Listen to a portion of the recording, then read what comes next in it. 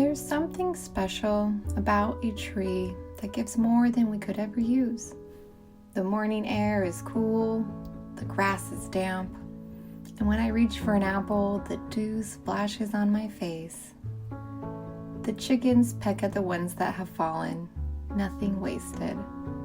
I could buy a bag of apple chips at the store for $3, but there's something about taking the time, even in a full, busy life, to be generous to myself, to say, I have time for this.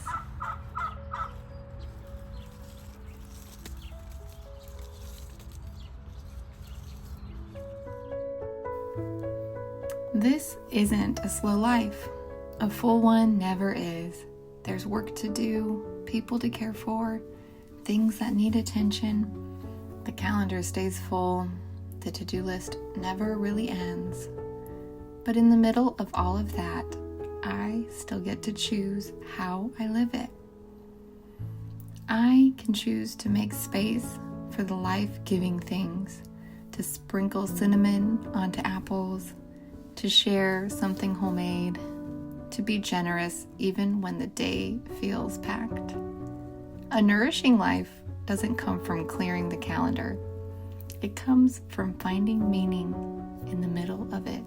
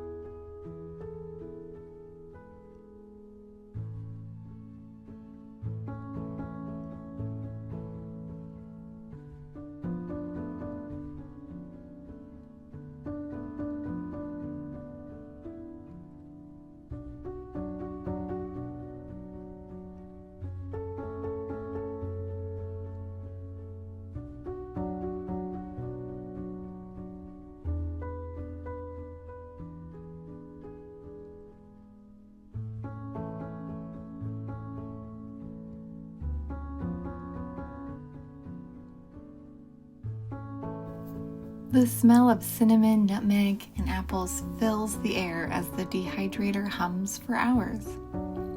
I'm making apple chips to snack on this week, and 3 apple crisps. 1 to bake soon, 2 to freeze for later. When I thought of somebody who could use a little extra love, I pulled 1 from the freezer and gave it away.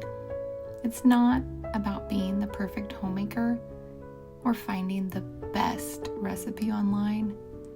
Use whatever cookbook you already have. If you don't have oats for crisp, make crumble. If you're missing brown sugar, use what's already in your pantry. You don't have to buy anything new to create something beautiful. Preparing ahead for spontaneous giving, that's the kind of generosity that quietly fills your home and heart.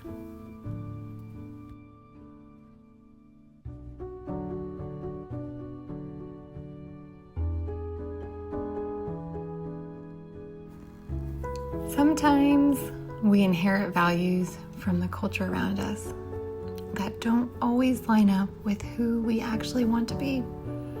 We talk about generosity, community, slowing down, but we live in a world that teaches us the opposite. And yet, I'd never met a person who said, no, I don't want to be a generous person. Everybody wants that. We all want to be the kind of people who show up for others, So why is it that some families, some people just seem to live that out, while others always feel stuck in, I wish I could, but I can't? The difference isn't luck or money. Sometimes it's just as simple as naming who you're becoming. Saying out loud, I am a generous person, even if you're still growing into it.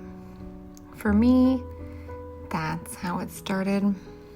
I began to articulate who I wanted to be, and then made tiny choices that aligned with that. Not because who I was before was wrong, but because there's power in loving who you are today while still becoming more of who you're meant to be. When we say someday, when life slows down, I'll be generous. Someday, when I have more money or when the kids are older, we rob ourselves of the joy of being that person now. You already have it in you. You can start today. One small act closer to the person you want to become. I've had people in my life who showed me what that looks like.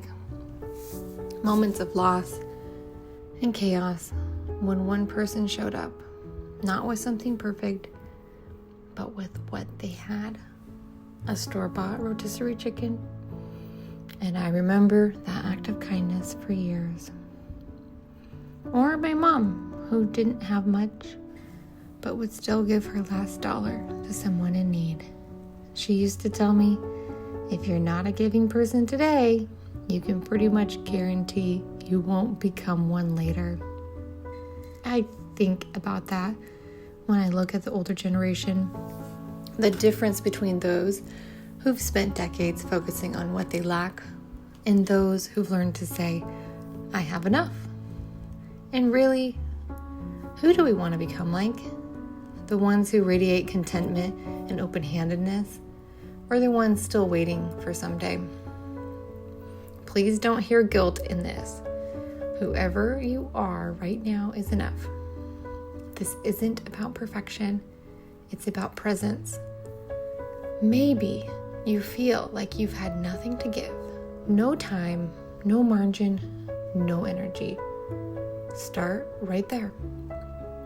And maybe you're on the other end, tempted to overcomplicate things. You think, if I'm going to give apples to my neighbors, I need cute baskets, or I can't even do it yet.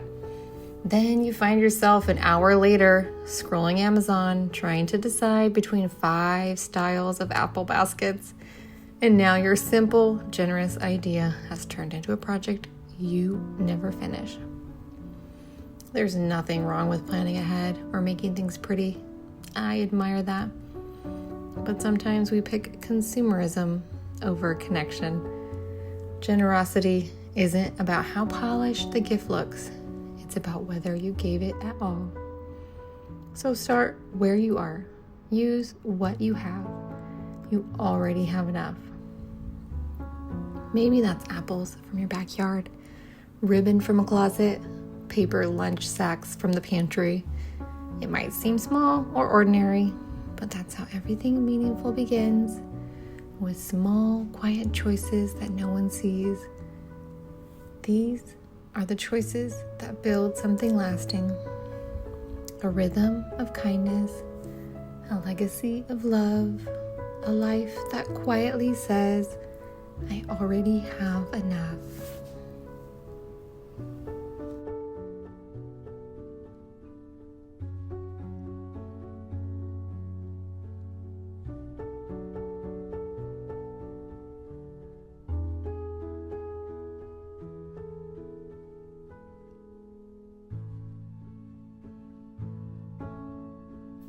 I pop the finished apple chips into a mason jar. They look like sunlight caught in a glass, and tuck a few brown paper bags into my car. I'll hand them out later to employees or anyone who needs a little something sweet. The kids love this part, running bags over to the neighbors, ringing the doorbells, leaving simple gifts. It's a fun task for them, but it's also a lesson. The joy of giving doesn't come from doing something big. It comes from sharing what you already have. That evening, as I pull the bubbling hot apple crisp from the oven, I feel the same sweetness I did that morning picking apples. The day has been full. Life happened all around me. Yet the warmth of the dehydrator humming for hours, the crisp waiting for later, and the simple joy of sharing apples with neighbors and friends all linger together. And standing there, I see it so clearly. When you begin with a generous perspective, when you begin with something simple, it multiplies, it becomes more. That's what generosity does. It builds on itself and fills your life with sweetness you couldn't have planned.